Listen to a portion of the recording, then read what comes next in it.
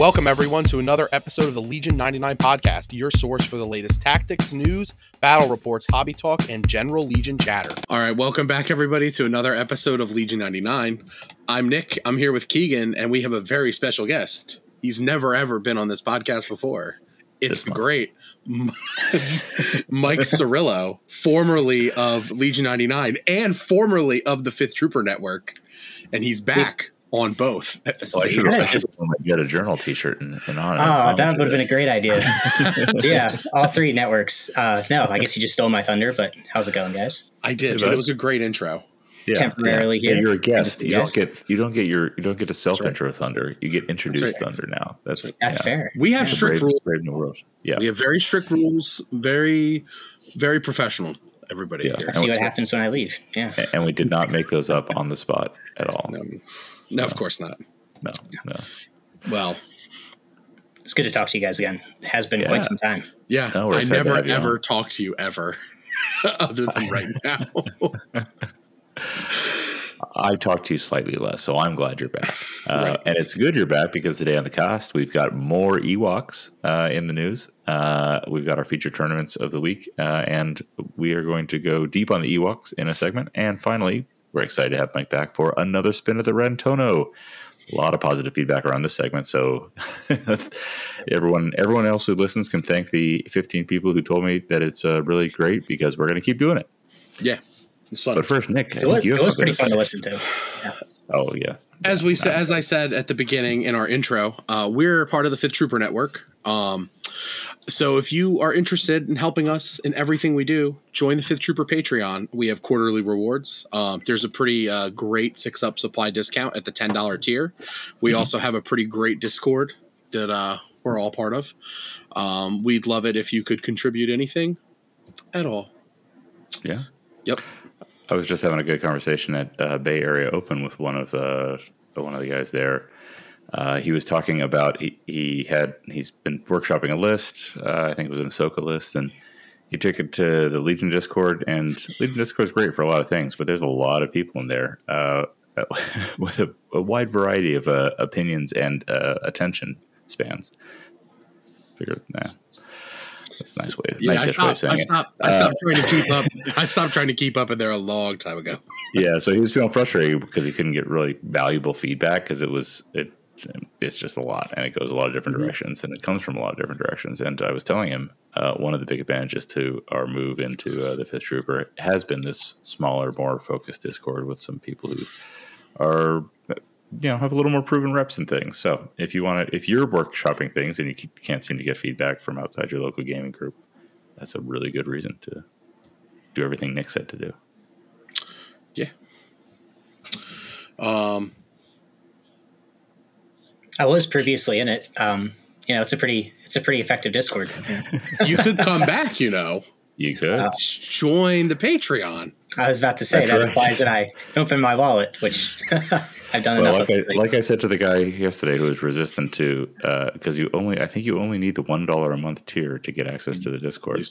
I offered him the 4 singles in my wallet to give him 4 free months. And I'll Venmo you $6, Mike, to get 6 free months if that's what it takes. No, we can talk after the show. Sure. That offer is not broadly open to all of our listeners. There's too many of you. Well, we did get a bunch of Ewok spoilers. We don't have points yet. Points. No. We were hoping to get them like Friday or Thursday or any day last week would have been great, but we didn't get them yet, so we're still waiting for points. Sad. That's all right. We've got the tip of pointy spears. We do have pointy spears. Before we get into Ewoks, we should probably do our tournaments. Upcoming tournaments. So, and before we get into the tournaments, we've got one other thing to share. Nick and I are playing in a Legion community charity fantasy football league. There's 20 players. The draft is going on right now I think it's mostly because LJ's deployed or something. So we're all drafting ridiculously early so all of our players can get injured. But the fun thing is we are playing as a team for a charity. So I think if either of us wins, our charity we all win. That's we right. all win. Yeah. So everyone's picked a charity. We're playing for the Trevor Project, which is a charity that's a nonprofit that's near and dear to my heart, focusing on empowering and supporting and advocating for LGBTQ plus youths, especially. So I'm all about helping the kids and the animals. Absolutely. So we will give updates here. I think Nick, are we waiting on you to draft? No, I drafted. Before. Okay, I've got a guy in my ear helping me draft because I've never played fantasy football before. So I'm like, I know football, like I follow football, so it's not like, Mike, what would you make that face for? Listening to WIP does not qualify. That is not. I do not ever listen to WIP. WIP is our local extreme sports radio, I would say. I see. I do not ever listen to them. Excuse me, sir. But anyway, so yeah, I've been getting some help with my draft because I'm like, I don't know. I mean, it's also like a 20-player league, which is pretty large. So yeah, there's 20 teams. Yeah, it's ridiculous. And we did not get great draft picks. We did not. Yeah, I'm 9 and you're 11, and so we're playing around with it. But I did just I'm going to be able to genuinely cheer along with you two next season because I did just draft your Philadelphia's tight end. I saw that. Yeah. I was going to get him if he was still there. 2 picks later. I thought a little bit back because I assumed you would, but so I'm okay. I don't think I want to draft any Eagles at this point because then I'm just going to jinx them, right? It's like, sure, I would have loved to have had like the 3rd overall pick and gotten to take Jalen Hurts, but like also it's probably okay that I didn't get to draft Jalen Hurts. I drafted Justin Fields and he's like the next Jalen Hurts, right? There you go. Has to be. That's what they all say, so it's got to be true. He's going to be runner-up in MVP this year, and I'm going to win a fantasy football league. It's great. That's it. Anyway. Someone timestamp it. All right. Now let's talk about feature tournaments of the week. Mike, what you got for us? Yeah. Well, he's not just here to be a pretty face. Against my own wishes, I am returning to TO Invader League again. Against your own wishes, you were returning to the entirely voluntary role. I was going to say, I mean, like... Yeah. Okay, so it's voluntary. It dies. Okay, so really. I am back for Invader League Season 10, and we are going to be doing signups in the 3rd week of June. We were talking about doing a summer tournament for this time around, and that is what's going to happen. I'm going on vacation the 2nd week of June, and I'm not exactly sure when I'm coming back. So the day that I get back will be the day that signups start for Invader League. But it will be during the 3rd week of June because I'm off the whole week from work. So it'll either be some Monday or Wednesday. And then we're going to do sign up for play. Play will start about a month after that. So we'll do signups in June, start play in July. It's going to be very similar to what we did last season. Pods of 6, international groups, and then we're going to have a couple extra bonuses this time around for players who play all of their games because we frequently have a large number of drops towards the end of the season for games that, for players that don't finish in the top 2 of their pods. So we've thrown what I think is going to be a very major carrot out for every player. So if you play all 6 games, you'll be eligible for a nice little bonus at the end. So stay tuned for more details on that, but we think it'll be pretty nice. There'll be more incentives to just finishing 1 and 2. So shoot for that 3rd or 4th spot because you'll probably still get to play more games. That's right. But as usual, it'll be TTS based, free entry, international. We'll do our best to sort you by time zones for the group stage, and then no promises once we get into ELIMs. But if you've played before, you don't need to do anything special. We'll just announce the sign-up date, and you can sign up as normal. If it's something that you're interested in, please feel free to DM me on Discord. I go by GhostWalking on Legion Discord. And then you can send me a message. I can chat about, what it entails, time, etc. And go ahead and go to invaderleague.com and make an account on the website because that's where we'll do all of our sign-ups and hosting. It's totally free. You don't need to do any payments. Sweet. But that's it. More details will be coming in the next couple of weeks. We are excited for them. Cool. Nick, we have some other notes. There's 2 other things that I think of. These are yours. Oh yeah. Well, we have so I was asked to so what I'm featuring this time, the Houston Game Expo, July 15th and 16th. This is what I have. Attention Star Wars Legion fans. Star Wars Legion is coming to the Houston Games Expo at the George R. Brown Convention Center in Houston, Texas on July 15th through the 16th. Fantastic opportunity to meet and compete with other players in a thrilling 2-day event that will put your strategy and tactics to the test. The event will have a 32-player cap, so hurry up and register before it's too late. The winner will not only receive a coveted invitation to the World Championship, but also amazing Legion community and have a blast playing your favorite miniatures game. Ready your troops and prepare for battle. There is a game uplink for it. Just look up Houston Game Expo.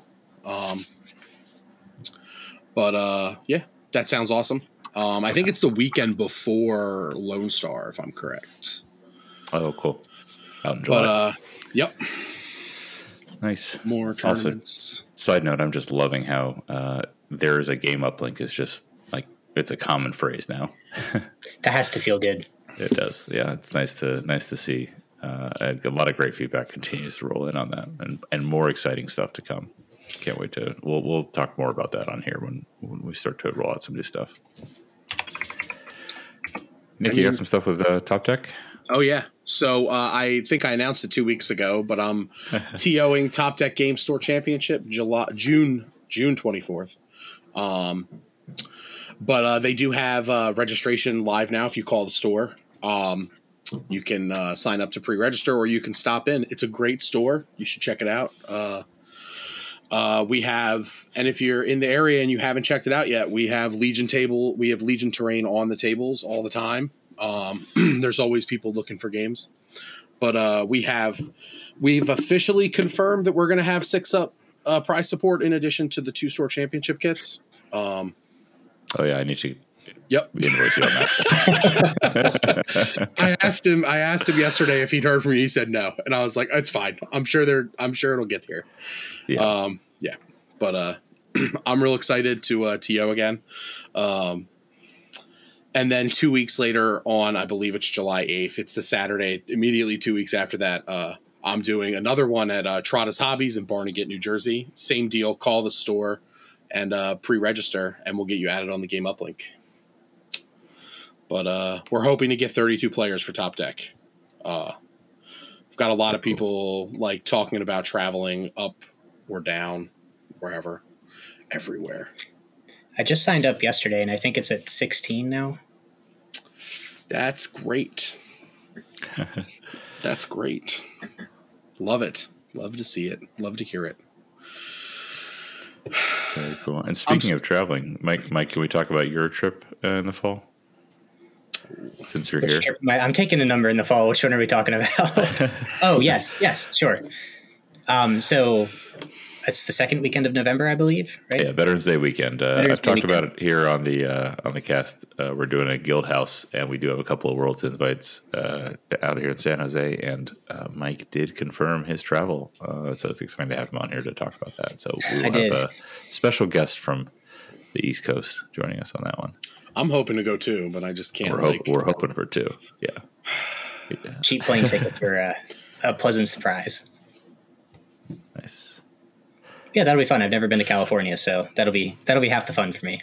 I'm starting to worry about how I'm going to win an invite because they still haven't announced regionals yet, like the big stuff, like the big World Qualifier events, and like I don't know how many local places got like the store championship kits other than the ones I'm TOing. So it's like.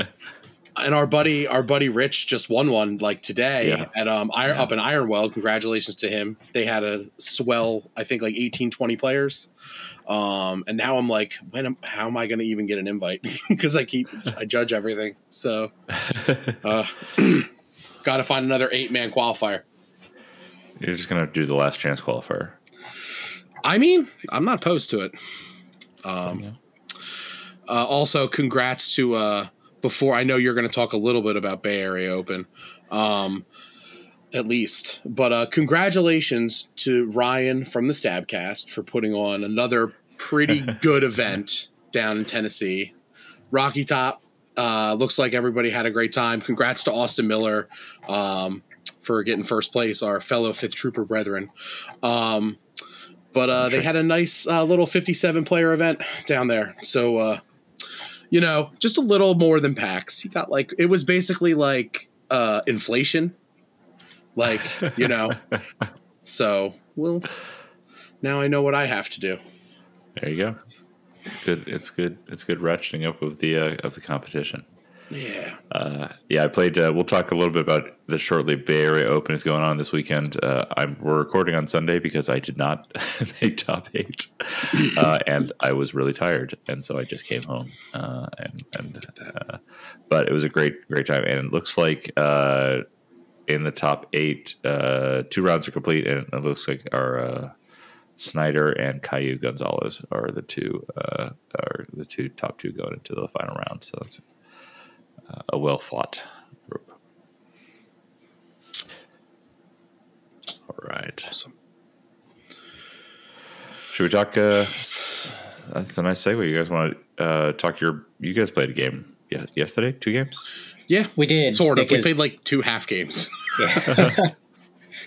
we played exactly 6 rounds.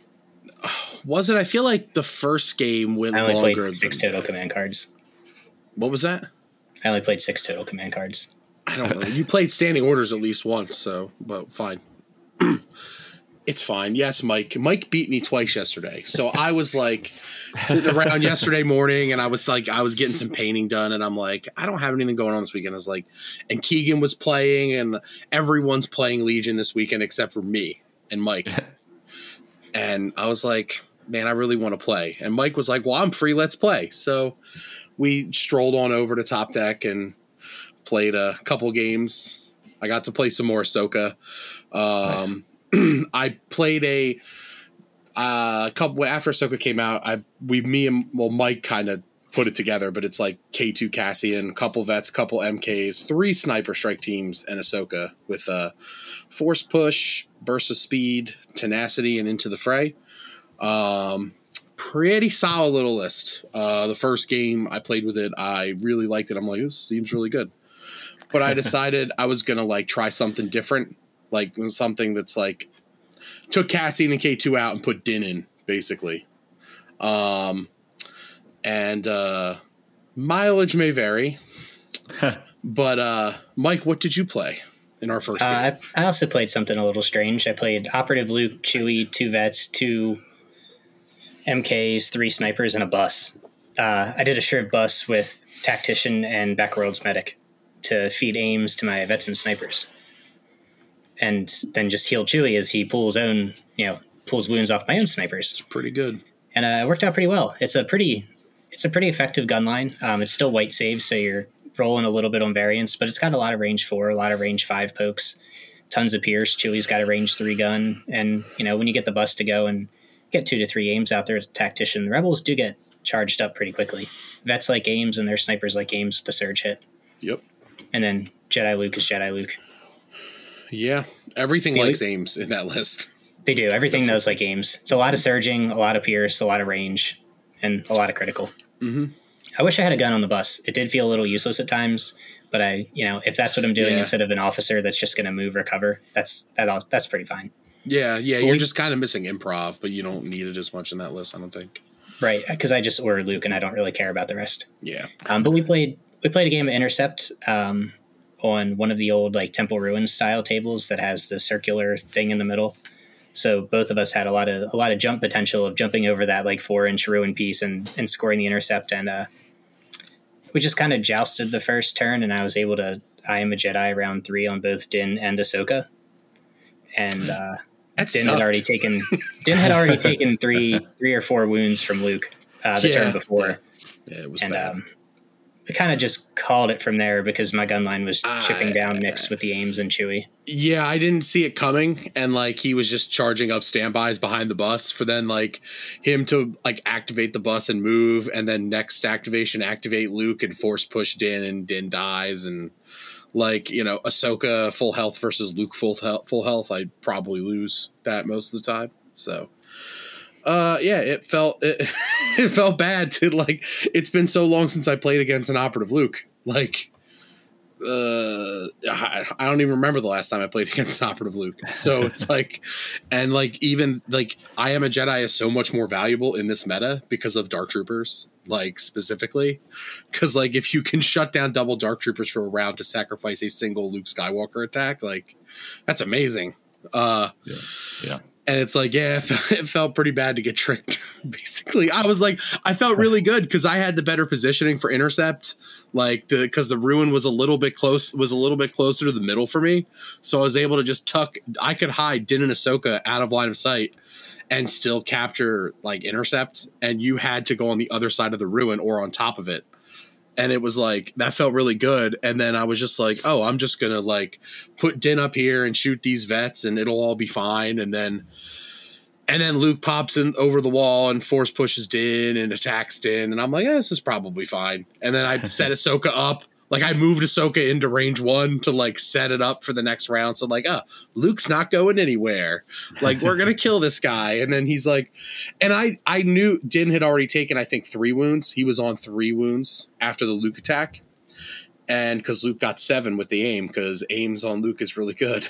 And I felt really good about it. So I played Ahsoka's 2-pip to get like an extra token, or I'm sorry, I played the 2-pip so that way, like, he would get dodges before he got attacked from Son of Skywalker. Because I'm like, he's going to Son of Skywalker here. Mm-hmm. And it's like, there's nothing I can do about it. But at least Din will have a bunch of dodges for it. Yeah. And he did not do that. And he played I Am a Jedi. And he's like, I thought you would have played Ahsoka's 1-pip here. And I'm like, nope. But it still hurts. Because I set up to, like, have a big round here. And it's like, nope, not happening. I got Syrylo'd. But yeah, I pretty much after that, like I knew Din was going to die. There was really nothing I could do about any of it. So I was like, well, like, I guess I'll just like, let's just restart, play something different. So we set up another game. I went to the Cassian K2 version. I put Din away. Silly child dreams of Din and Grogu being really good. Put that away for the time being. Maybe another day. And Mike went to we played last Saturday as well. And he played he's been playing Yoda. And he played his Yoda list. You can talk about that though, because you've been doing really well with it. So yeah, I played it. I tried a different variation last week and realized that it was dog shit. So I moved back to what I was playing previously for Yoda. It was dog shit because I beat him. So that's like, this list is terrible. Nick won. So it must be really bad. Okay. All right, all I'm saying is that 95-point Courage 1 units are too much, especially when we have 8 activations. I tend to agree with you, especially when they're allergic to Pierce. Yes. Okay. It did not go well. I overestimated the charges of the medics. Yeah. Point being, it's bad. But this version is very good. It's I've been very casually playing some Yoda to just have fun with Legion and not sweat. Yeah. He's really good for that. He's good for both of those things, I think. Well, so that's what I was about to say. I think yeah. You'll probably, if you pay attention on Legion Discord, you'll probably see the Iron Weld results. And Kodak and I have been workshopping a Yoda list back and forth, and that one just obliterated Iron Weld. So it's been fun to see, and it's been going very well. But it's 8 activations. It's Yoda. It's a full arc with Echo. It's 2 Phase 2 Z6 medics, and then some smattering of stuff. Didn't Rich take Barks? I thought Rich took Barks. Yes. So Rich took Barks instead of my naked Phase 1s. So it's the exact same list, but Barks instead. Yeah. And you still fit the RPS. You still fit double Z6 medic. It's Yoda. It's pretty gross. And sounds good. Yeah, it still has, this version has Boil, so I feel good about sniper shots because I either Guardian them onto Boil or just barrier them depending on when Yoda goes. And then Phase 2 Z6s with medics hit like a truck, especially when you can fire support them with the full arc. So it's very, very good. And that's essentially what happened for Nick and I here. We played KP this time, though. We played KP. I learned my lesson about playing Intercept against Cassie and Ahsoka when they have 11 acts. It doesn't go well. Especially when you have 3 activations over them. It's like... Yes. It contributed to the dog shit feeling, So we move on. We live and learn. So we turn 2. Nick got a little too aggressive with Ahsoka on the middle point. We were playing the same Circle Ruins table, and I was able to finagle range 2 arc shot with like 4 out of 5 of my arcs. And it was a Luminous turn, so they were backed up by a lot of aims, so I had a lot of rerolls. And I was able to get 3 wounds onto Ahsoka there. And then Nick went next, tied them up with Ahsoka, and we went to round 3. And I got to pull a Yoda 2-pip turn where I could guidance, standby, force push a full arc range 2 into Ahsoka and fire support a full Z6. And it's like 24 dice, and she was on half health, and even with 2 dodges, it just was not enough for her to survive. So once that happened, and all of a sudden I had 8 acts on the middle, Nick was down 2 and essentially just had a Cassie, and that was range 4 away. There was no way I was going to get enough to contest that center point, because that Z6 I shot at for 2 rounds, though, that like took no wounds. it took 1 wound, sir. It was medic back. Yeah. It was awful, because like I think all 6 of my sniper shots those first 2 rounds, like I think did 0 wounds total. A couple of them were like, they were all 1 of 2. Yeah, a couple of them were like aim shoot and like double whiff both times. It was just like brutal. It was a brutal sniper game, and it was like, I definitely felt like I definitely got too aggressive with Ahsoka. She shouldn't have been that close to where you could sneak a shot. I didn't need her to be that close, because burst of speed, like where she was at the end of round 1, like wedged in the. It's like, if you've seen the Circle Ruins, they're the Imperial terrain Circle Ruins. They've been around for a long time. It's a great set, a lot of fun. So it's like a half circle, and there's stairs coming out, and she was basically wedged in the stairs, like between the stairs and the wall, and perfectly hidden. And then I moved her a little bit round 2 just to like get a little bit more, just to get her a little bit closer, like a little more aggressive, and like and like I figured like he could probably get a shot. I just didn't. You just kind of forget everything Yoda's capable of, like everything Yoda brings to the table, which is like a lot. And then he gets to do it again most of the time. So it's like, you kind of forget like how hard like 1 or 2 attacks can hit on Luminous, or like just like the amount of range a Relentless arc, like a full arc team has when they have Relentless, something like that. It's just like, and then Yoda on his 1-pip, he's speed 3, he has jump, he's got charge. It's like he like there's just like every tool is available at some point. It's just like, trying to figure out when to use them, and Mike's been playing it really well. That's awesome. So it's, he didn't make a mistake, and I made a few. So yeah. Nothing's changed there. Mike's still beating me at Legion most of the time. But well, I'm glad he's having fun. I mean, it's always fun hanging out with Mike too. So yeah. The new store is very, very cool. I know. So big. They had like a Pokemon draft, and it was like, that's why there's so many Rugrats around. Yeah, he was like, I was like, yeah, it's like Pokemon League Day. And he's like, oh, that's why there's so many like kids. And there's like just kids running around, and like everyone's having a good time. It's a great atmosphere. I am getting into that world. I got my awesome. kids the Pokemon Trainer Academy box, because I actually have never played Pokemon before. I was a little too old. I missed it generationally. But it's a lot of fun, and my kids are into it, and we're still on kind of like the heavily adopted the adapted rules. Sure. Not everything on the card, but like they're learning and figuring stuff out fast, and seeing things ahead of that are coming up. So I'm excited to get more into that.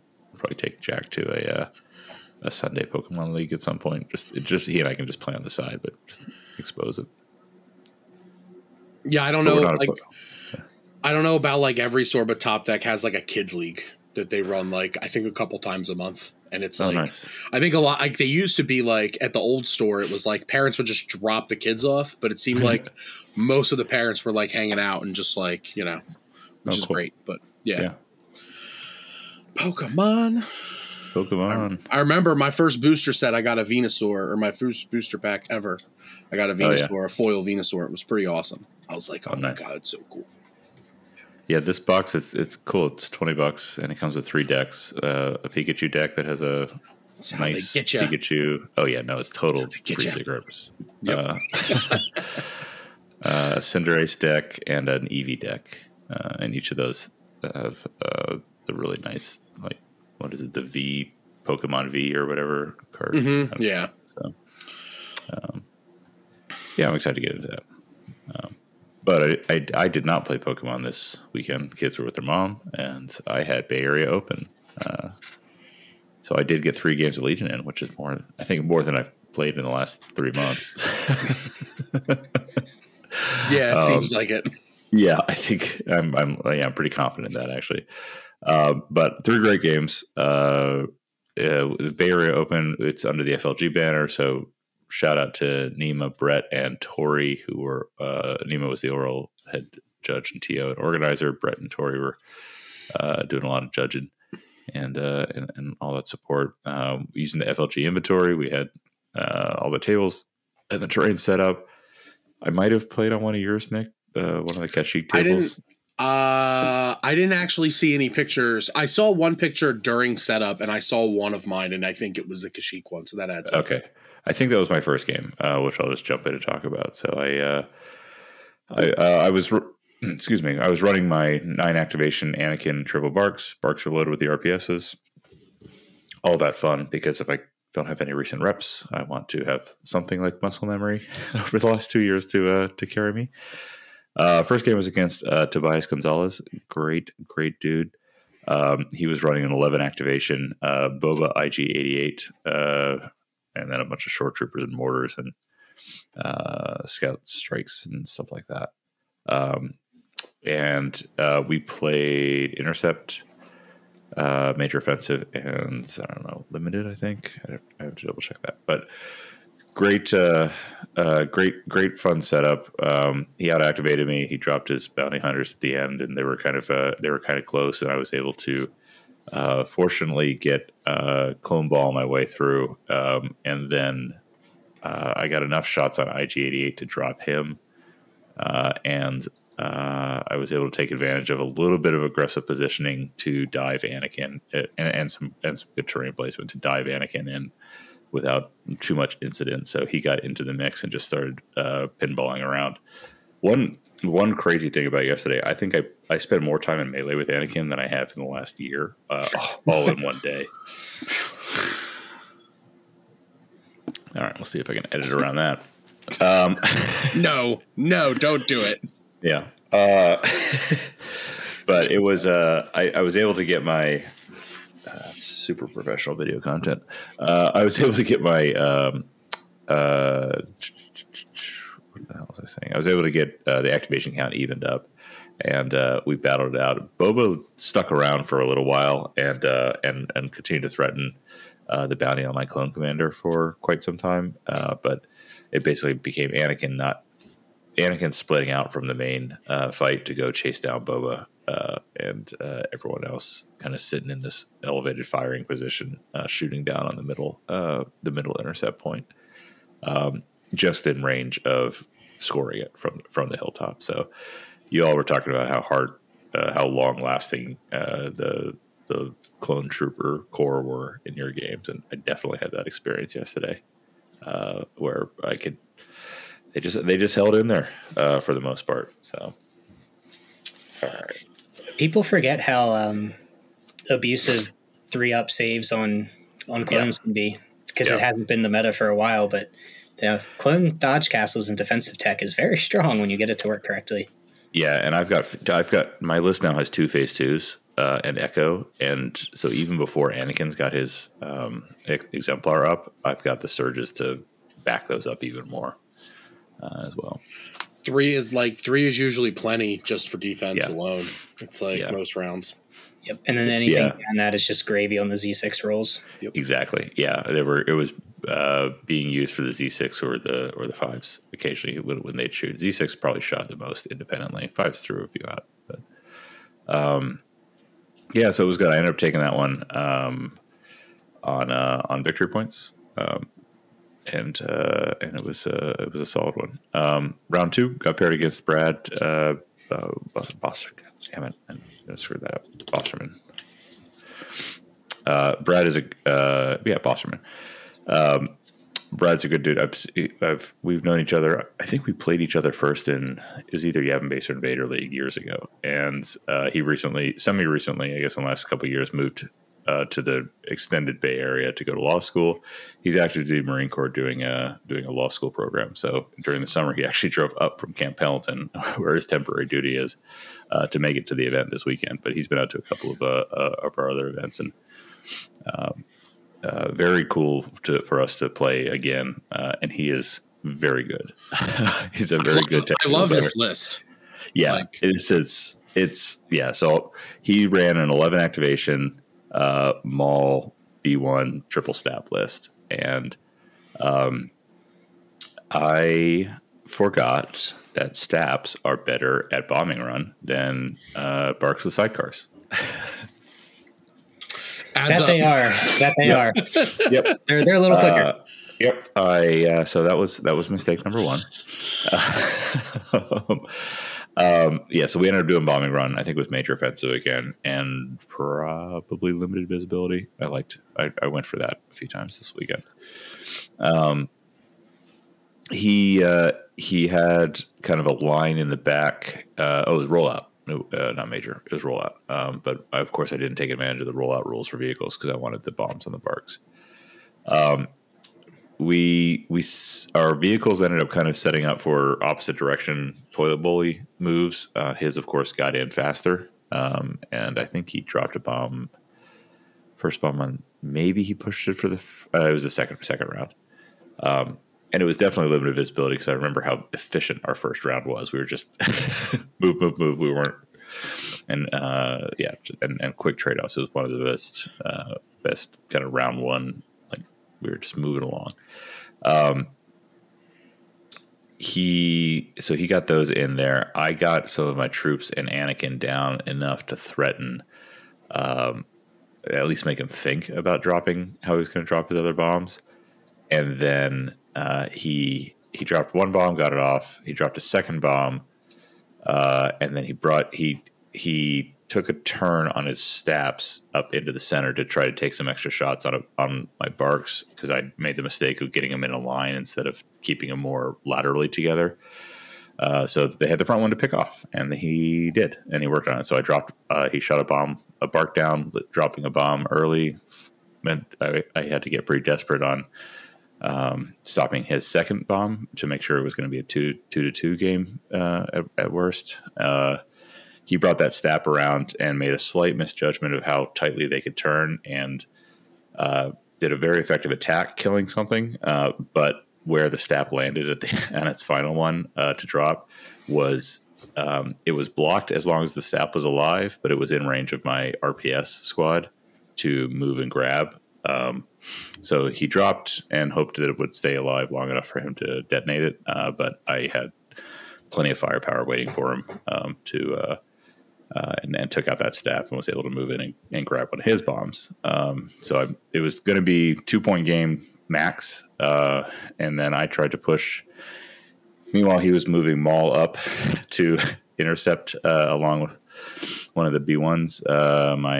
My barks coming in, and he was able to take some long range pot shots and start chipping away at the barks. It was a bloody game. I realized either a half or a full turn too late that I needed to stop going for objectives and go for the table, because I wasn't going to make that second bomb in.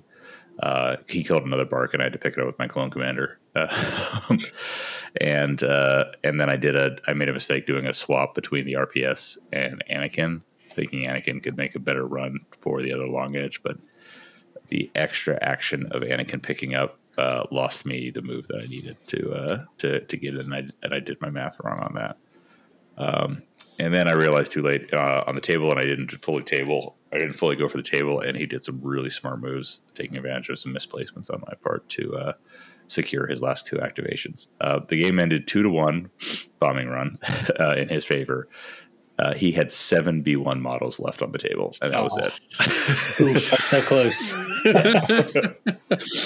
3 of them were in melee, engaged with my clone commander, and the 4 remaining in the other unit got down to Anakin because I was cavalier with where I left him after wiping one of the other units. So great game to Brad. He went on to play Snyder in round 3, and Snyder is my nemesis.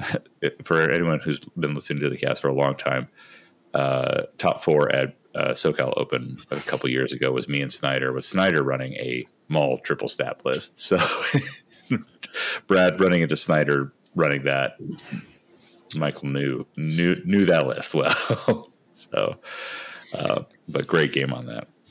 2-1s were going to make it. I didn't have a high hope because of just how strength of schedule works, but I figured I'd play, and then I was pretty tired. Paired up with a guy named James Roberts for the last round. James is a great guy, and he was running second Empire list I played against, second Boba I played against. It was, where did it go?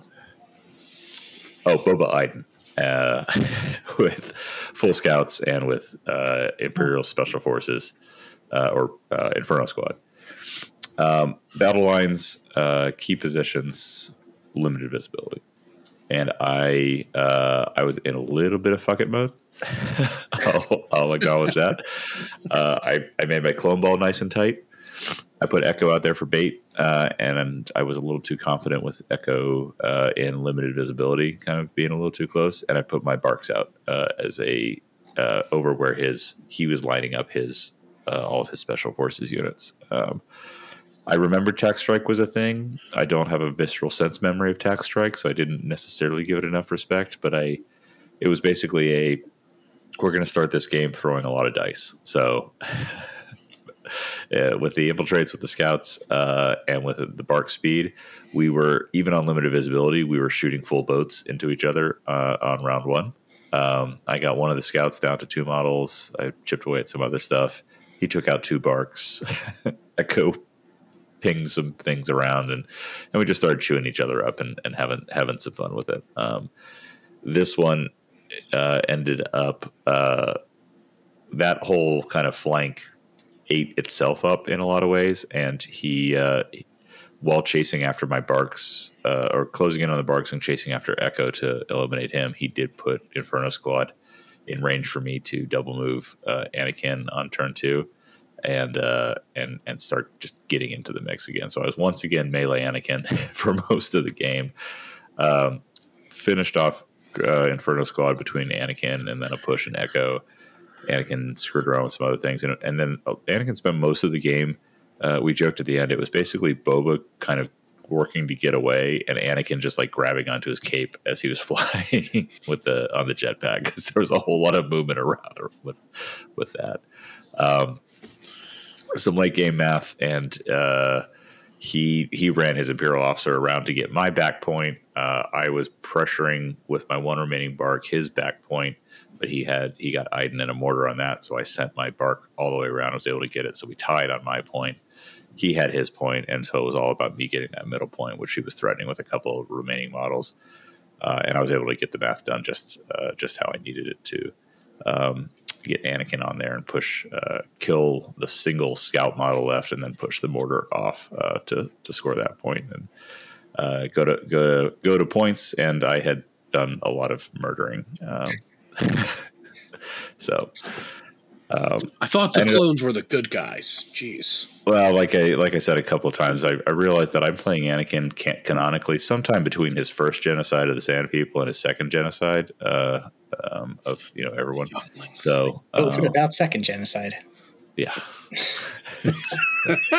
We had first genocide. What about second genocide? Or earning that explicit rating today. Great event. Again, thank you to the organizers. Thank you to everyone who traveled. We had folks from all over. Always a fun one. Thank you to the FLG folks for the transporting all that terrain around and helping to put on that larger, greater event. And I can't wait to do it again next year, I think. Let's see. Yeah, so that's BAO. Should we talk about what's coming next? Because I can segue this nicely, because today I went to Game Castle because I needed to pick up Pokemon card sleeves and deck boxes. Because of course, that's the household I'm going to be now. I was like, oh, wait a minute. Anything up for pre-order on Legion? Because sometimes it's a little delayed, but they did have all the Ewok stuff. So I not yet knowing the battle forces, I figured I'll just order a couple of the boxes of the Ewok warriors and then the commander. I held off on ordering another ATST just because I have my pile of shame here. I don't need another ATST. I know that is not going to get built. I have two. I can probably send you one. I may take you up on that at some point. I mean, I've got my. If we're like getting rid of unwanted soft plastic ATSTs, I don't want to. Yeah. Nick will do better than me. 1,000,000% buying that new ATST. Between Top Deck and Fifth Trooper store, I have like quite a bit of Ewoks pre-ordered. Just sure. Like I'll adjust as needed. Yeah. It's a non-zero amount of money. So we got I think right after our last episode we got the Wicket article, and then we also this week got an article about the Ewok warriors, and we've got all sorts of cards. And thank you for those who sent in comments. Thank God they didn't do the Wicket article and then the ATST article immediately after. We already had Wicket's unit card. We've had that for a while. We did, and we've had Chewie's unit card for a while. Right. It's I was fully expecting them to give us stuff we already knew, or a 3PO article, because we've seen that card too, right? It's I think we saw it in the promo kit thing. Yeah. We haven't seen the full card. We got the little glimpse of it. Yeah. But yeah, so we got two basically articles to talk through, and I will do my best to remember to put these cards actually up in the little box here for our YouTube viewers. So, oh, that's cool. Yeah, right. Trying to get all fancy when I remember stuff. Yeah. All right. Should we start with Wicket? Yeah, sure. I don't know if we've gone over his card or not yet. I can't remember either. Real quick. Real quick. I got this one. I got this. Wicket, Hero of Bright Tree. He is a teardrop. Because that's what we're calling it. Officially, as Fifth Trooper members, we have to call it teardrop instead of actual bright. Yeah. You know what? Oh, and we might actually have to, because Jay did say on the last Scoundrels he listened to us and he referenced something. God, I'm a little scared. Performance review time. Our whole deal was he doesn't listen to other podcasts. I know. So he's changing the rules on us. But he's Bright Tree teardrop. He's a mercenary. He can be taken in Rebels. He has 70 points. He has 3 training slots, and 5 health, 2 courage, a white defense die. He surges on defense, and he surges to crit. He's speed 2. He has in melee a spear that is 2 red and 1 black with pierce 1, and he has a sling which is range 1 to 2 and a black die. And I'm glad it's a sling, because he was the one waving it around in the movie. He smacks himself in the head with it, and it's hilarious. Yep. And it's 1 single die, pierce 1, and primitive. And we do now know, thanks to the article, what primitive does. We don't have the actual rule entry, but basically if you roll a crit, it becomes a hit against armor, because primitive, it's doesn't work on armor, which is pretty thematic. They said the army would be pretty bad against armor. Yeah. So that's cool. And then he's just got a whole slew of keywords, all of the keywords basically, and all of the defensive keywords. And then he has training slots so he can take more of them. Yeah. He's got independent dodge 1, low profile, nimble, relentless, scout 1, scouting party 2, teardrop only. We know what scouting party. Is it not an arrowhead or a spear tip? I don't know. I think it's teardrop. Teardrop faction. It's a spear tip. I don't think we need. It's probably a spear tip. That's a spear. It is a spear tip, and Jay doesn't tell me what to do, so I'm going to call it a spear tip. That's fine. I'm with Mike on this one. He has sharpshooter 2 and unhindered. So sharpshooter 2 is very nice with just a 1 black die range. Yeah, it's he's got a better than 50% chance of hitting. It's pretty good. And you can surge to crit just for it to become a hit again. Yeah. Yep. But they also introduced Forest Dwellers, which is a training upgrade, Bright Tree Trooper only, or Teardrop Trooper. Or Arrowhead Trooper. Or Arrowhead Trooper. This unit gains Scout 1. That's pretty good. So now he's got Scout 2. At the start of the first activation phase, this unit gains a dodge token. It's 3 points. I mean, it's basically like recon intel, plus they get a dodge the first round, which isn't that that's not like that impressive. Like, it's good. You can probably I don't know. I mean, it's probably a good thing that Vigilance is 12 points. Yeah. Yes. Assuming you can take it, like Wicket can't take it. So no, you put it on Leia. Yeah. Yeah, because guess what? We also got all of his command cards. Do we want to just start with the Leia card? Because this one's like, yeah, let's do that. I love this art. It's so cool. I just want to hug Wicket. Good. I just want to hug him. I know. So excited. It's so great. And to be clear, he's holding a spear with a spearhead that is clearly a similar shape to the Bright Tree. Teardrop. Yeah. This is a Leia command card. It's a 2-pip. A Beautiful Friendship. Wicket and Leia Organa. Permanent. Wicket gains teamwork. Leia Organa. Pretty good. Yep. Pretty good when everybody has Nimble. Yep. When a Teardrop commander issues orders, you may choose a friendly rebel unit at range 1 and issue it an order. When a did you get scolded that you weren't like party line enough or something? No, I just think it's funny, and we're just going diving with it. into the Teardrop thing. You wanted to do this sign up for the Patreon thing. Are you trying to? Are there performance reviews that I wasn't told about that you're really trying to get ready for? Maybe trying to make sure he gets paid. Guys, stop. We don't talk about that here. Yeah. When a rebel commander issues orders, you may choose a friendly Bright Tree unit at range 1 and issue it an order. Is that better, Bright Tree? This seems good. Extra orders. Extra orders. It's a 2-pip, though, so that's kind of like... Because if you're taking Leia, you're definitely always taking her 2-pip. So, especially with this army, that's just, like, every inch closer is better for them. But getting an extra order out is great. Yes. Yeah. We'll see. I'm kind of curious because it seems like independent is a thing. So it's very possible that you don't want them to have orders, like the Ewok slingers that we'll get to in a little bit. But another story. We can talk about it. I think you want selective orders. And I think this card, if you're running a list with these two in there, this card is like your turn 1 card. That's fair. You want the permanent out there. You want the teamwork out there. And Mike, to your point about independent, you have to put an order on Wicket here. He doesn't have any way to get rid of orders. So if there's a round where I want him to not get an independent dodge, it's round 1. So does the permanent aspect would include the extra order, correct? That's my read of it. There's no line separating these things, and I don't think that's pretty good. It would be really weird for it to only be on this card. That's kind of my thing. This turn, for it to only be this turn, it's like I just wasn't sure because it's in a different paragraph than the other. It's not like permanent section. Maybe we'll get a forums clarification soon. Yeah.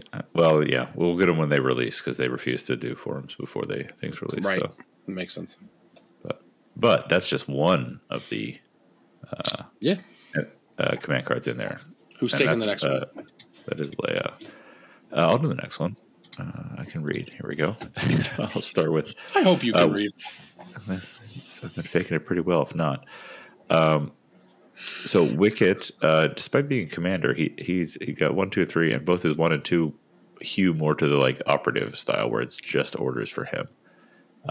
Which may be beneficial to Mike, to your point earlier about in terms of the rest of the army. But his 1-pip close call order to Wicket at the start of the activation phase. Wicket gains 1 dodge token. This round, Wicket increases his maximum speed to 3 and gains outmaneuver. Wicket may not make attacks this round. So this is him just running around, and I think likely this is great for objectives. Squeaking in there, this is. Maybe, I don't know. Maybe if don't have Leia, maybe this is a turn 1/1, but I don't know. It's probably good for pushing opponents' VAPs in the late game. Yep. You get that speed 3. He's already unhindered, so you've got a pretty wide reach of range there. And if you're not going to attack to begin with, then that's fine. It's really good for recover the supplies. Very good for recover. These guys seem pretty cheap. I'm sure you'll be able to do some last first recover the supplies grabs with a lot of activations. So playing this like turn 2, turn 3 when you grab that center box is probably a good way to get away. With all the dodges that he's got the ability for and all the defensive keywords, it's unlikely he'll get one shot. Yeah. It's still very possible, but it's not super likely. Yeah. So it kind of bucks the trend that Legion has with 1-pips being offensively focused power cards. That's a good call. And does the opposite. It gives them a get out of jail card. It does, and since this one card has outmaneuver on there, I guess it brings into question whether or not situational awareness takes up one of those 3 training spots. I think it still does. I think so. Does. Yeah. Yeah, I think it still does, based on like the rest of the spoilers we have for like that come, like the rest of the upgrades that come with the If he's got teamwork, Leia, and nimble, SA is going to get value every single turn. Everything, yeah, I'm with you. All right, let's take the 2-pip. Sure, I'll do sneaky scouting. Sweet. Stuff my way back on here. So choose up to 2 enemy units at range 2 of Wicket. They each gain 2 observation tokens. When a friendly unit declares an attack against a unit that has observation tokens this round, they may spend an observation token on the enemy unit to gain surge hit for the attack. This kind of follows a theme that we saw with the Cody cards of putting out observation tokens and using them for like alternative purposes, which I think is cool because it means they're not developing like new tokens. Yeah. It just keeps it a little cleaner the more effects we get. But this is pretty useful. I'm interested to see if this combos with like Rebel DLTs, because you could potentially get some fun little tricks with like Z6s and DLTs on Rebel squads and just have them spend the observation token, because we know how good clones are when they surge hit on Z6s. Yeah. So like, why not do a Rebel? Yeah, no, I think absolutely. And I don't believe either of the Ewoks that we're going to talk about next. Yeah, they don't have surge hit. Yeah, they don't have surge. So this is good for giving them that ability there. Seems good. Mm-hmm. And it doesn't have to be a ranged attack, so you could even do it for melee. It just says performs an attack. Observation tokens are not limited to range. Well, it says here when a friendly unit declares an attack against a unit that has an observation token, they may spend it. Okay. Assuming that this will work under the same pretext as Cody, where you're not spending the observation token, you're just at your trigger, and then you kick it. Yep, I'm with you on that one. I like it. Yeah, this card is my favorite of the ones that they've released. I think it's got the most little like fun potential. Yeah. And you got to have Wicked at range too, though. Which he probably is by turn 3. He almost definitely is. So yeah. He's just gonna die shortly thereafter. Like, I don't think he's a unit that like lives through a game. Like if he's unless he's like grabbing the box turn 6 or something like that, or hitting the VAP turn 6. Yeah, but you can take Wicket. Or I'm assuming you'll be able to take Wicket as a regular mercenary in Rebels, right? Mm-hmm. Yep, he's got the little Rebel icon. So this would be potentially pretty useful, because Rebels command cards, like their 2-pips tend to be with the exception of Ahsoka, the 2-pips tend to be the ones that you kind of like interchange. So if you don't need Wicket to live for a long time, and you want to take a lot of loot cards, you want to take a couple Han cards, you could throw this 2-pip in there, get the observation tokens, and then just know that, oh, well, my 74-point unit died later, and I only lost 1, maybe 2 command cards. 74 points because he's got outmaneuver on him. Yeah. I had to do quick math in the middle of that sentence there. It's like, too late I mean, he's got 3 training. It's not like he's going to take some upgrades. He's probably going to be like 80 points all said and done. Yeah. Right. Yeah. All right. 3-pip. Nick, you want this one? Sure. Courageous counterattack. Wicket and 2 units. This round, Bright Tree Trooper units with a face-up order token change their courage value to dash. When Bright Tree Trooper units that have a face-up order token form attack pools this round, add 1 white attack die to the attack pool for every wound token or defeated miniature in the unit. It's like a sort of like a poor man's tenacity a little bit. Yeah. I mean, like, if it's like Wicket and he's taking 4 wounds, it's like you get like 4 extra dice. So that's pretty good. Yeah. It's like a wound base. What's the it's the Luke suppression courage one? Oh, it's like the opposite of full of surprises. Yeah. I mean, the first part of this card is really, really good potentially. Null courage value is excellent. Yes. Vader has had it since the game came out. It's pretty great. Chewie gets it often, and then it's pretty valuable, especially in a game where you're playing tug of war with objectives and things like that. So this card seems super good. I think the timing is going to be kind of tricky because it is a 3-pip, and generally, if you have very wounded units, you don't want them to go with slow priority. Yeah. So the timing on that could be a little tricky. This feels like it's kind of the value, maybe at a turn level, maybe at an individual level, comes from either or of the two components of this card, where you're either getting it to, because also this is with a face-up border token, so it's not from this card. So the other funky ways that you can get face-up border tokens, it can be valuable. But you get a free recover because once you get a null courage value, you dump your suppression tokens. So if like a unit's about to panic, you just like play this, and then guess what? All that suppression you stacked on them is gone. Yep. Yeah, I know there was some discussion around whether that actually triggers that way, but either way, there's actually a little. That's how it works. Okay, cool. Yeah, somebody found it in the. That's how I always did. Posted it. Oh, good. That's how I always did. We do it with Chewie, but look, more advertising for the Discord. What is this guy's gig tonight? No, well, I was also going to say, there was a forum ruling before for it in the old rules, and it didn't change. It's like once Chewie gets enraged, he loses all of his suppression. It's all gone. Yeah, the question came about because Bosk frequently flirts between having a courage value and not with the regenerate.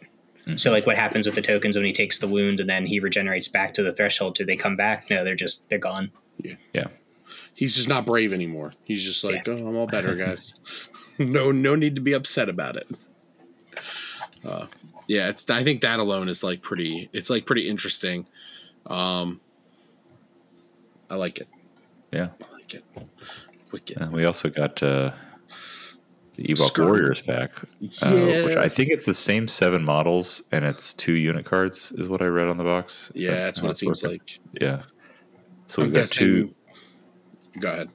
Oh yeah, we have the Ewok Skirmishers, which are a core unit, and we have the Ewok Slingers, which are a special forces unit. So still not knowing the force organization of Bright Tree, but both of these are eligible as mercenaries, right? Into rebels. So, all right, I'll set that up. Someone else could read the cards if they want. Sure. I can go with the Skirmishers. Sure. So the Ewok Skirmishers are a 40-point core unit, 6 models per. So we've got a B1 here. We've got low profile and unhindered, keeping with the theme of with Wicked there. 1 health, 1 courage, white save, no surges, 2 speed. The only weapon they have is a melee spear. So it's 1 black die in melee. And then they can take a heavy weapon, a personnel upgrade, and a training slot, which is one of the first times that we've seen this on a cheap core unit. Yeah. I think up until this point, phase 2s are the only cores that can take, and vets. Vets and phase 2s can take the training upgrade. Now we've got it on a potentially spammable unit. And they came with some new training upgrades we'll get to after the Slingers. So I think you'll see these guys take training. Yes. Yep. Curious to see how an abundance of defensive keywords and B1 level units works out. That'll be interesting. It doesn't seem like they really have that much attack potential. They can nickel and dime here or there, but they don't really have that power punch. I feel like 6 black, assuming they get in relatively healthy, because it's melee, so it's not going to have any cover to take away. Low profile is really good, and a lot of the things that like for instance, the rebel list I was running, my snipers are useless against these guys. Assuming they're in heavy cover, they're just I'm praying for crits, and then it's one. It's you shoot it you chuck 8 total dice and you get 1 crit over the course of that. It's you killed 1 bear. Congratulations. So, yeah, that's kind of rough. Yeah. But they'll just get one shot by Dark Troopers, so it's fine, right? Yeah, these guys are irrelevant until Darks get a tone down. Yeah, I think so. But yeah, they might have a tool. Slingers. Yep, these are special forces ones. Yep. So Ewok Slingers, they are special forces. They also include 6 minis. 1 health, 1 courage, 2 speed. They also have a heavy slot, personnel slot, and a training slot. They are 35 points. Then they differ a lot here. They also have low profile and unhindered, but they have target 1 and independent surge 1. So they're always going to have a token at the start of the round, which is pretty good. The surge is really nice because the unit doesn't surge at all. But their weapons, they have 2 weapons. This one has a ranged weapon, range 1 to 2 slings, a single black die, primitive, so no armor. And then they have for melee, they have a white die, stones. They don't pack the spears. They don't got like backpacks, so they only can bring like the 1 weapon. So I get it. Yeah. I fail to see why these guys are cheaper. Just at like, I'm also rather confused as to I feel that. like they have a much worse attack for melee, right? And but like a range pool of like 6 black is like pretty good, even if it's not surging, and if they have independent surge 1 or even target 1, like they have a mod for that attack, so it's like they probably get something past cover all the time if they get there. Obviously the melee attack is really bad, but I feel like the special forces limitation, and assuming it's that, we'll see what happens in the Force Org of Bright Tree, but what this means for mercenary usage is it's taking up a precious special forces slot, and it's compared to. So I think it's that there's and as a mercenary you can only take 1 of them, as opposed to the core you can take 2 of them, before Underworld Connections. My interesting tidbit with their price is that you can go 13 activations with Leia Wicket, 6 Ewok skirmishers, 3 slingers, and Chewie, and still have 115 points left over for upgrades. Is that Chewie, or is that ATST Chewie? That's ATST Chewie. Oh, you don't have any upgrades on any of these Ewoks yet, right, though? Right, but you have 115 points to play with. To bring 9 Axe Ewoks, right? Yes. Or 9 copies of Insatiable Curiosity. Yes, I'm interested to see how this actually functions, because that seems interesting. Yeah. It seems interesting. Yeah. No, yes. And these like upgrade cards are really spicy. A few of them especially. So the first one is the Axe Ewok. And I mean, I love this like image. Sorry, go ahead. I was going to do baseless speculation on Force organization, but talking about actual facts is more on brand for what we're trying to do. So go ahead with the Axe Ewok. Axe Ewok, 1 single red die in melee. Add 1 Axe Ewok miniature. This is for skirmishers or slingers. Pierce 1, impact 1, 15 points. That's pretty solid. Yeah. A little bit of impact, which is nice. Like, I mean, that rolled into the 6 minis in the other unit. It's a pretty potent melee attack. That probably generates you a couple crits after the impact and everything. And Pierce, it's gonna pretty good anti-armor actually. So maybe the Dark Troopers are scared. We shall see. Well, it might help to. I'll skip over because one of the training slots that they could take is, of course, Insatiable Curiosity, which we've talked about a little bit. It was previewed in early on when Ewoks were announced. The speculative thing they could do to screw with heavy weapons, and this one is a training kit that can only go on Ewok skirmishers or slingers. It is not unique, so you can pack more of them on.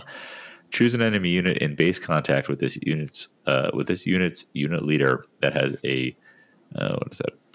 Is that a gear or a sidearm upgrade? Yes. Equipped. Discard one of those non-unique or limited upgrades. This unit suffers 1 wound. So this unit, not the enemy unit. Yeah. An Ewok's going to blow himself up doing it, but you can disable any non-unique heavy gear or I'm gonna just take that assault cannon from your Dark Trooper right there, and I think don't put this on just one unit, because that will be like putting one flamer on an ATRT. Just get it focused down. It just gets obliterated. Just run 9 of them. Yeah, because you can do that. I mean, it is a pretty expensive training upgrade. It is. So like spamming it is going to cost a fair amount of points, but like Mike said, like there's I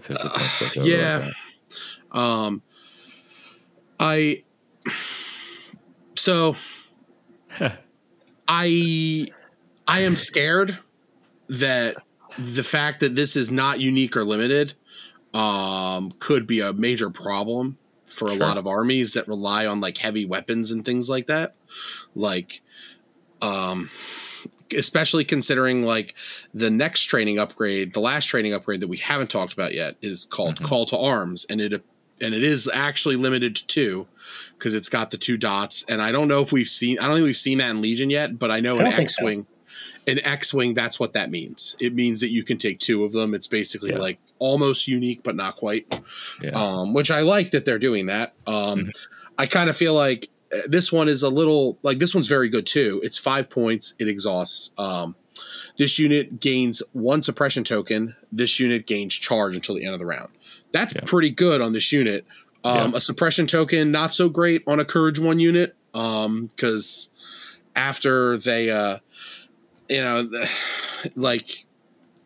only Courage 1. They don't love that. But you can only take 2 of these, which is, fine. I like that they're like limiting that, but like, why didn't you limit Insatiable Curiosity? It seems like that could be problematic. Don't spoil yourself for the next section on this too much. No. I kind of wish that you could take this on Mandos.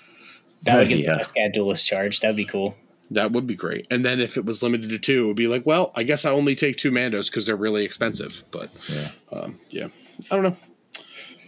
And then we also got the Ewok Trapper, which is a personnel upgrade that can go into the Skirmisher or Slinger, and you add 1 Ewok Trapper miniature, and this unit gains a training upgrade. So you could get a second training.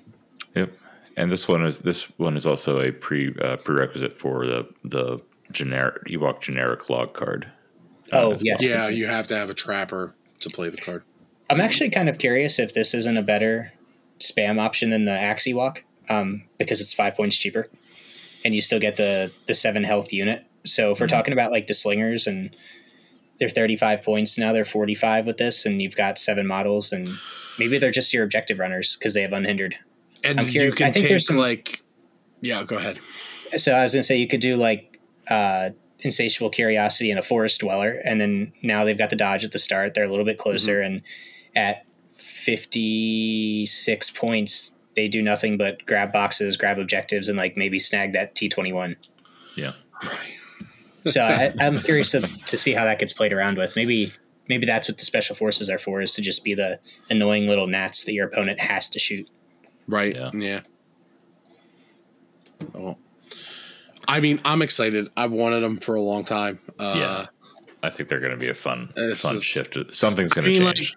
You're just going to like not knowing anything about like the battle force itself, like just being able to take like Wicked and a couple of Ewoks in your army is like, rebels don't often run 6 core. So it's like, commander slot's not as competitive as the operative slot in the army. Yeah. So it's like, you can like, this is like a really interesting, like couple hundred points you're spending here, or less than that. It's like around like probably 200 points with upgrades for like a pair of warriors or slingers and a Wicket with upgrades. Seems really neat. Yeah, I'm looking forward to them. I will burn them. Please. We'll try. With flamethrowers, you mean? I was just about to, yes, with flamethrowers. He's going to walk into the game store and he's going to like burn them. Right. That's what No. They won't let me buy magic cards there anymore. That's the case. I don't know what that means, but maybe that's a story for another time. No. It does. I actually playing Yoda. I think I want to try a Yoda Cody Flamer RT setup if Ewoks do become meta. Oh yeah. I will burn them all with fire.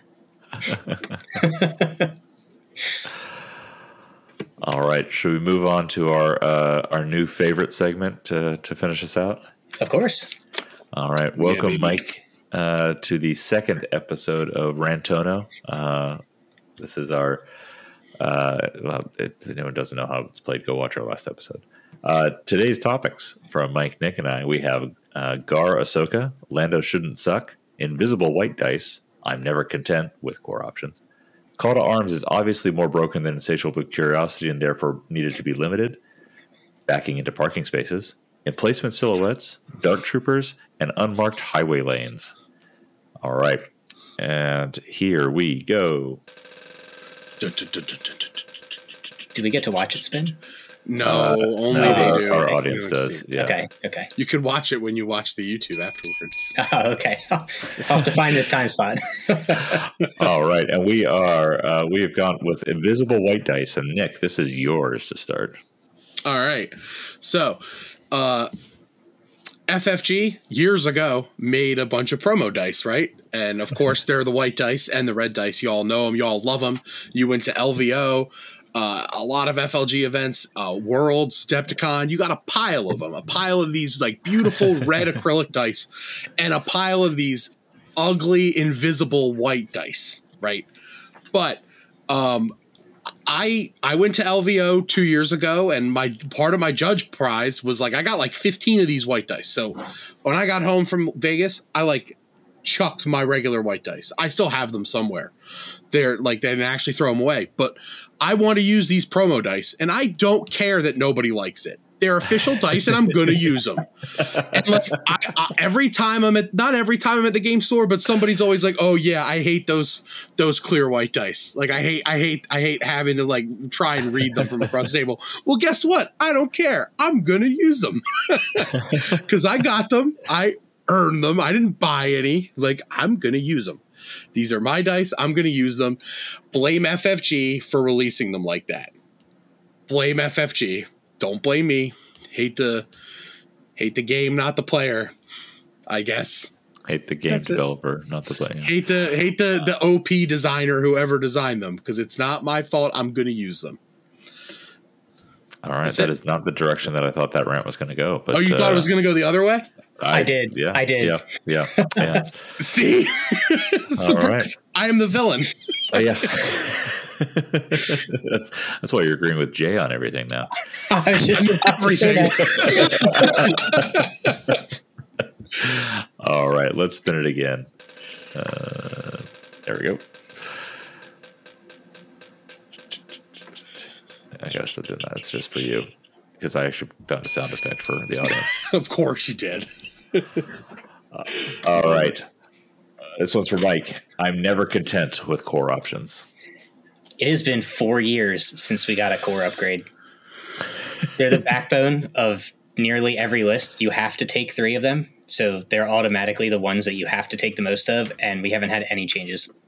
All we do. Sorry, I'm not going to interrupt the rant.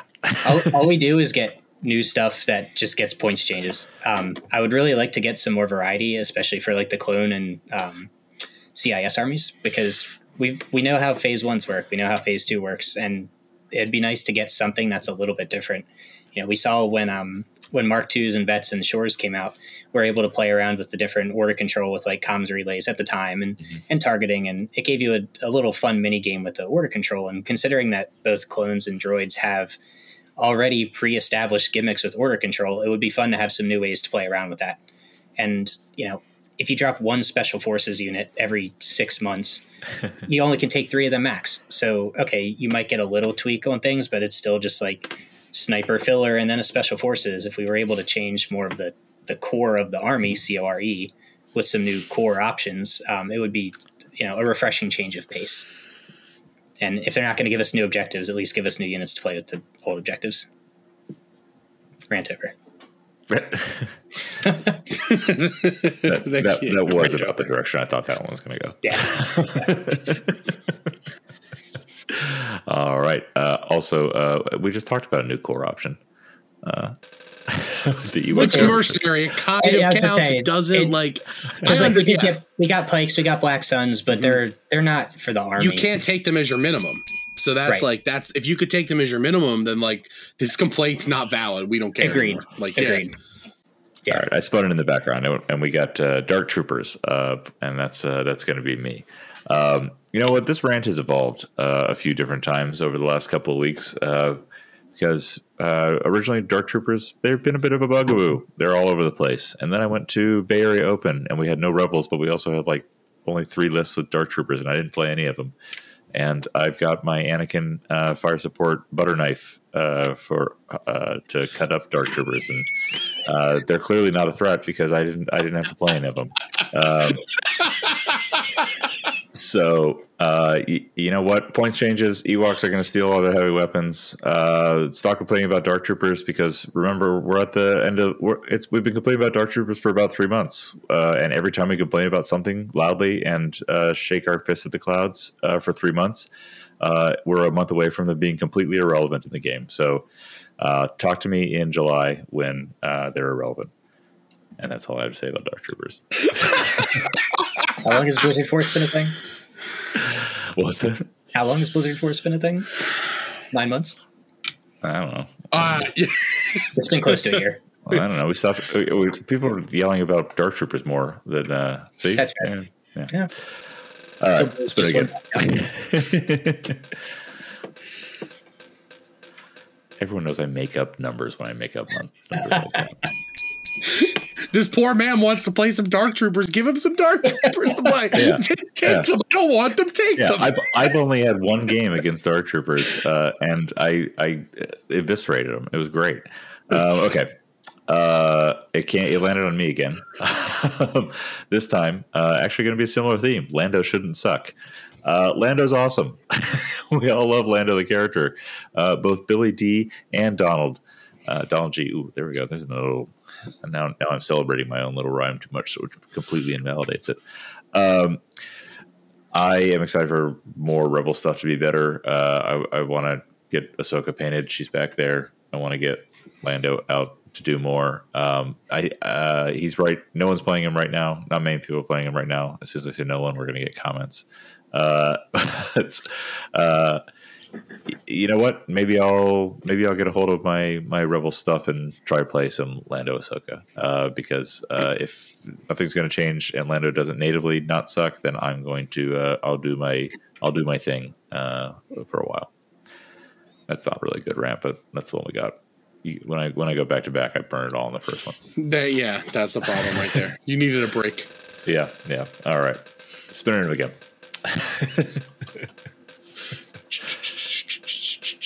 Insert Jeopardy music here. Yeah, no, I did actually get a Wheel of Fortune spinning noise. Okay, that should be my rant. That's the worst show on TV. Moving on. We'll get your bonus rant. I'll put that in the notes for next time. But instead, we've got Nick talking about Gar Ahsoka. Oh yeah, this one. All right, I'm guilty. I have been mean to Republic players in the past, and I admit it.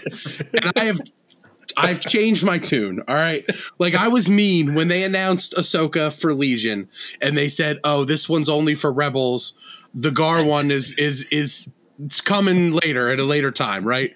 So we took that as she's probably a couple releases behind, whatever.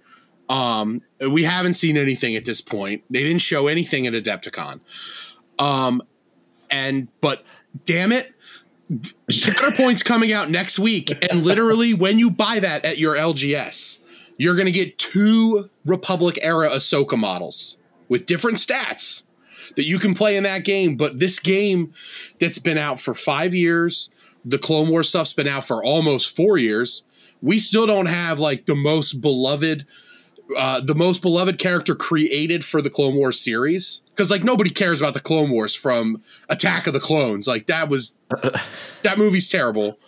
And, like, you know, half of that, I don't know. We all care about Ahsoka. Everyone loves Ahsoka. They just finished season 7 of Clone Wars, wrapped like a year or so ago, and her final story arc was amazing. We're getting a new series with her in a Rebels era. So, I see what they did here, but, like, man, it feels really bad to, like, new players to tell them, like, oh yeah, we're going to get Ahsoka one day, but this other Star Wars game here already has 2. Don't buy that one though. Like, so I apologize for my past transgressions and teasing Republic players and friends, like, oh, haha, you don't get your. So I actually genuinely feel bad. And then to pour even more salt onto this rant, when Ahsoka released last Friday, AMG tweeted a picture of this Ahsoka model surrounded by B1 battle droids. Oh yeah, I saw that. That's like either somebody made a mistake or they're just like, they're just openly trolling us now, which is like, whatever, I guess that's what they want to do.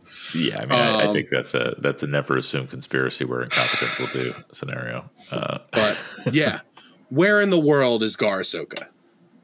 Not in Legion. Everywhere else though. Ran over. But Nick, Shatterpoint is the same scale, so you can just use your Ahsoka model from there. No, you don't get a bonus rant about that. If you're going to complain about that, put it in the list ahead of time. Attack of the Clones is 50% a terrible movie. The political intrigue and the clone stuff is a lot of fun and engaging. The relationship and romance stuff is crap. That's because you're 45. So cringe. I was 45. I was like 14 I was split gray hairs with you on this shit. Oh man. All right, spinning again. Attack of the Clones though did give us what's his name, the dinosaur Jedi, Coleman Trebor. When he comes to Legion, I won't rant or complain about anything anymore. Yeah. Coleman Trebor, we need him. All right, my Rantono wheel works perfectly to always finish us out with the exact one that I want to finish us out with. So, Mike, talk to us about unmarked highway lanes. Dude. So, as people may or may not know, I live near the city of Philadelphia. To get to Top Deck, where Nick and I play all of our games, I have to drive dead center through the city, or I spend like 3 hours driving around it. Yesterday, as I'm coming across the Benjamin Franklin Bridge, which is back, it's a giant ass bridge that comes back from Jersey to Philly. I get to the other side. I pay my toll that only Pennsylvania makes me pay. Jersey doesn't. And I get onto the other side. I get out of the toll lane, and you open up to this 6-lane, 3-highway monstrosity that sends you down 4 different streets, down 3 different highways, and none of the fucking lines are painted. None. You just made me pay all this money to cross the bridge, and now all of us are driving in circles because none of the lines for where we're supposed to go to these different highways that are all on underpasses that you can't fit 2 cars between are painted. So something that should take about 4 minutes to get through the traffic took like 45 because everyone's driving in circles trying to get through a red light that takes 20 seconds to turn. And it is a disaster. And Pennsylvania, do better. Your roads are already the worst. At least put paint on them. Just paint around the potholes. You come for the cheesesteaks, you stay for the awful traffic. You stay because you can't figure out how to leave. Have to. Yes. Terrible. All right. It had me in a tizzy yesterday driving home. All right. I got nothing to wrap that one up, so we're just gonna segue into a wrap up. Mike, thank you for coming out. It's always nice to see you. And have you back on the cast. You were, despite all of our jokes, you're always family here. So I didn't hear any of these jokes, so I'll pretend that I didn't hear that. Are we Olive Garden when you're here, your family? Isn't that Olive Garden? No, just Mike. I think we've made it pretty clear to our core 5th Trooper guests that they're not actually family. They're okay. They're business associates. It is rather strange to be guesting on a podcast I helped found that's now part of a network that I have also left. It's all a circle. It is. It's a mean circle of life. Yeah. I think that just means the Legion community is incredibly inbred. So. You really All right, and I'm just gonna finish it up with that. Thank you, everyone. We'll be back in a couple of weeks. We are going to be in a 2-week schedule this time. So talk to you all soon.